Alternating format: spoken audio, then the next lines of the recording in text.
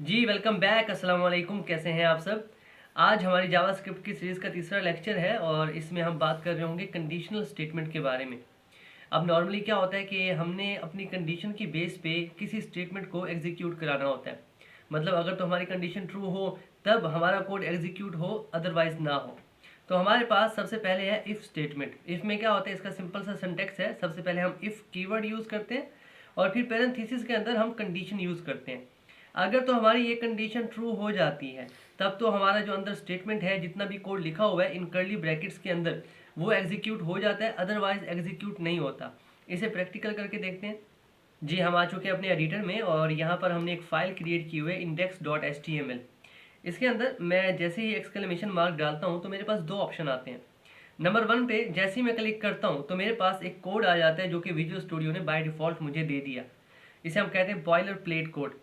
अब हमें एक और फाइल चाहिए जावास्क्रिप्ट का कोड लिखने के लिए, वो भी मैंने क्रिएट की हुई है और उसे मैंने नाम दिया first.js का।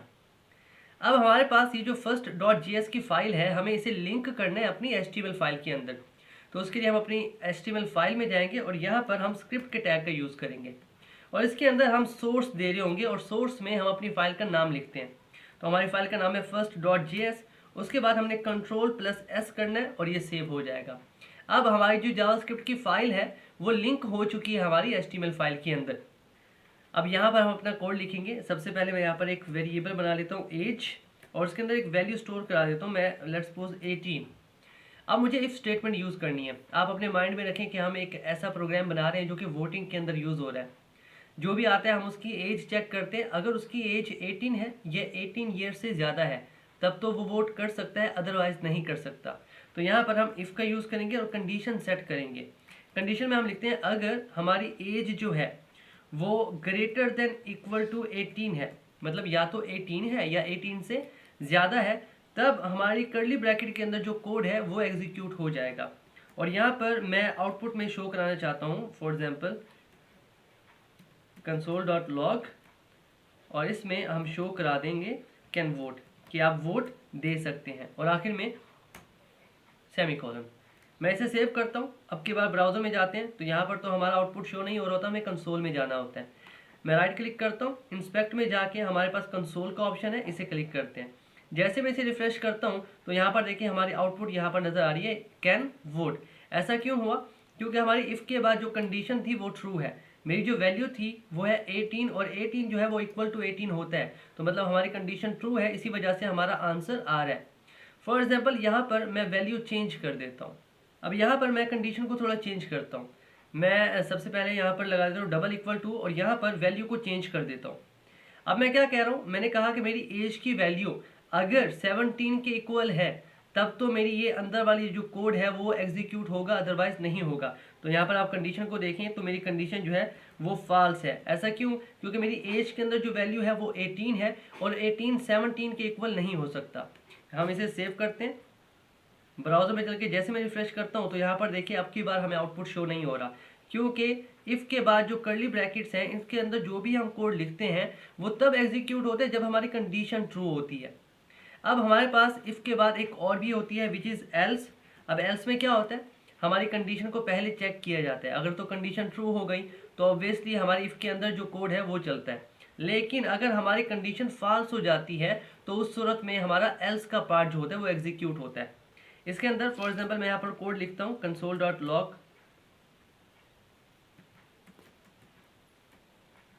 और इसके अंदर हम शो करा देते हैं कैन नॉट वोट। सिंपल हम इसे सेमीकोलन का यूज़ करते हैं, सेव करते हैं। अब यहाँ पर हम एक और प्रैक्टिस क्वेश्चन करते हैं। फॉर एग्जांपल मुझे एक कोड लिखना है जो कि हमें बताएगा कि हमारी जो वैल्यू है वो इवन है या ऑड है। यहाँ पर मैं एक वेरिएबल क्रिएट करता हूँ ए और उसे एक वैल्यू असाइन कर देता हूँ 24। अब हमारे पास एक फार्मूला होता है चेक करने के लिए कि हमारा नंबर इवन है या ऑड। तो उसमें हम क्या करते हैं, कोई भी नंबर हमारा हो, फॉर एग्जांपल ए में कोई वैल्यू है, हम उसका मॉड्यूलस ले लेते हैं 2 के साथ, तो उसका आंसर 0 के इक्वल आता है, तो वो हमारा इवन नंबर होता है। इसी फार्मूले को हम अपनी इफ़ में यूज़ करेंगे। तो मैं चेक करता हूँ इफ़ अगर मेरे ए को हम डिवाइड करें 2 के साथ और उसका रिमाइंडर इक्वल टू आ जाए 0 के, तब तो वो हमारा इवन नंबर होगा। और कर्ली ब्रैकेट में जाके हम आउटपुट में शो करा देते हैं console.log और यहाँ पर हम प्रिंट करा देते हैं इवन। सेम इसी तरह से अगर हमारा नंबर इवन ना हुआ तो ऑब्वियसली वो क्या होगा, हमारे पास ऑड होगा। तो हम एल्स का पार्ट लिखेंगे और इसके अंदर हम शो करा देंगे console.log को यूज़ करते हुए console.log, और यहाँ पर हम प्रिंट करा देंगे ऑड। टर्मिनेटर का यूज़ करते हैं। अब यहाँ पर देखिए हमारे पास हमारा आंसर आ रहा है इवन, क्योंकि 24 जो है वो इवन होता है। अगर मैं इसकी वैल्यू को चेंज करूँ और मैं 23 कर दूँ, इसे सेव करते हैं। दोबारा से अगर मैं इसे रन करूँ तो यहाँ पर देखिए हमारा आंसर जो है वो ऑड आ रहा है। तो इस तरह से हम कंडीशंस को सेट कर रहे होते हैं। अब यहाँ पर देखिए हमने क्या किया, वैल्यू खुद से दी। अगर हम वैल्यू यूज़र से ले तब हम क्या यूज़ करते हैं, तो सिंपल मैं इसे अरेज कर देता हूँ और यहाँ पर हम यूज़ करेंगे प्रॉम्प्ट का। अब प्रॉम्प्ट के अंदर हम जो कुछ भी लिख रहे होते हैं वो हमारे आउटपुट में शो हो रहा होता है, लेकिन थोड़े अलग अंदाज से हो रहा होता है। तो इसके अंदर मैं लिख देता हूँ, मैं इसे शो कराता हूँ, एंटर अ नंबर। अब क्या होगा, मैं इसे सेव करता हूँ। जैसे रिफ्रेश करते हैं तो हमारी स्क्रीन के ऊपर पॉपअप शो हो रहा है और यहाँ पर हमारे पास इनपुट फील्ड भी है जिसमें हमने कोई नंबर देना है। फॉर एग्जांपल मैं यहाँ पर एक नंबर देता हूँ 50 और जैसे ही एंटर करता हूँ तो यहाँ पर देखिए मेरे पास आंसर आ रहा है इवन। अगर मैं यहाँ पर नंबर थोड़ा चेंज करूँ, मैं 11 सेट कर दूँ, तो यहाँ पर देखिए मेरे पास आंसर आ रहा है ऑड। तो ज़रूरी नहीं कि हम खुद से वैल्यू दे रहे हों, हम यूज़र से भी वैल्यू ले सकते हैं। इसी तरह से अगर मैं इसे कोड को चेंज कर दूँ एक गैसिंग गेम में, तो यहाँ पर सिंपल मैं सेट कर दूंगा ए और यहाँ पर कोई भी नंबर मैं छुपा सकता हूँ जो कि यूज़र ने फाइंड करना है। तो यहाँ पर अगर मैं 3 सेट कर देता हूँ और इसके अंदर आके ना मैं आउटपुट शो करा देता हूँ विन, और यहाँ पर आके मैं आउटपुट शो करा दूंगा लूज। सिंपल इसे सेव करते हैं। अब के बार अगर मैं रिफ्रेश करूँ तो मुझे यहाँ पर क्या करना है, एक नंबर एंटर करना है। अगर मैं 2 एंटर करता हूँ, मैंने वहाँ पर 3 रखा था, यहाँ पर मैं 2 एंटर करता हूँ तो मेरे पास आंसर आ रहा है लूज। इसी तरह से अगर मैं 3 एंटर करता हूँ तो यहाँ पर देखिए मेरे पास आंसर आ रहा है विन। तो इस तरह से आप एक छोटी सी गैसिंग गेम भी बना सकते हैं। ये फिलहाल छोटा सा कोड था, मजीद हम प्रोजेक्ट्स क्रिएट कर रहे होंगे जब हम थोड़ी बहुत जावास्क्रिप्ट सीख चुके होंगे। इसी तरह से अगर हमारे पास कुछ स्टूडेंट्स हो और हमने उनके ग्रेड सेट करने हो उनके नंबर्स को यूज़ करते हुए, तो वो हम कैसे करेंगे। यहाँ पर सिंपल मैं एक वेरिएबल बनाता हूँ और उसे मैं नाम दे देता हूँ नंबर, या फिर हम इसे मार्क्स लिख देते हैं इस वेरिएबल का नाम, और उसके अंदर वैल्यू स्टोर करा देता हूँ मैं 90। और फिर हम इफ़ के अंदर कंडीशन लिखते हैं। अब हमारे पास क्या होता है, इफ़ के अंदर ज़रूरी नहीं कि हम एक कंडीशन लिख रहे हों, हम एक से ज़्यादा कंडीशंस भी लिख सकते हैं। अब यहाँ पर मैं मार्क्स को चेक करूँगा। मैं कहता हूँ अगर मेरे मार्क्स जो हैं वो ग्रेटर देन इक्वल टू 90 हो, और यहाँ पर हम एंड ऑपरेटर का यूज़ करेंगे जो कि लॉजिकल है, जिसे हमने पिछली वीडियो में यूज़ किया था। और यहाँ पर मैं एक और कंडीशन सेट कर देता हूँ कि मेरे मार्क्स जो हों वो लेस देन इक्वल टू 100।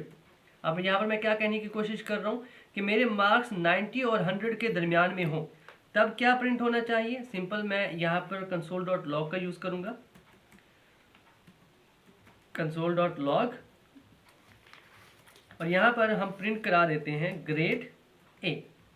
इसी तरह से अगर हमें और कोड लिखना हो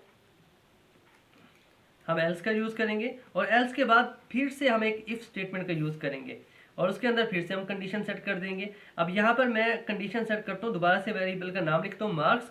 अब यहाँ पर मैं कह रहा हूँ कि मेरी वैल्यू जो हो वो ग्रेटर देन इक्वल टू 80 होनी चाहिए, या तो 80 हो या 80 से ज़्यादा हो। और फिर एंड ऑपरेटर का यूज़ करते हैं। यहाँ पर मैं एक और कंडीशन सेट कर देता हूँ कि मेरे मार्क्स जो हों वो less than equal to, let's suppose यहाँ पर हम सेट कर देते, पीछे हमने 90 किया था तो हम यहाँ पर 89 कर देते हैं, 89, कि हमारे मार्क्स जो हों वो 80 से अबव हों और 89 तक हों। अगर यहाँ तक हों तो फिर क्या प्रिंट होना चाहिए, हम कंसोल का यूज़ करेंगे,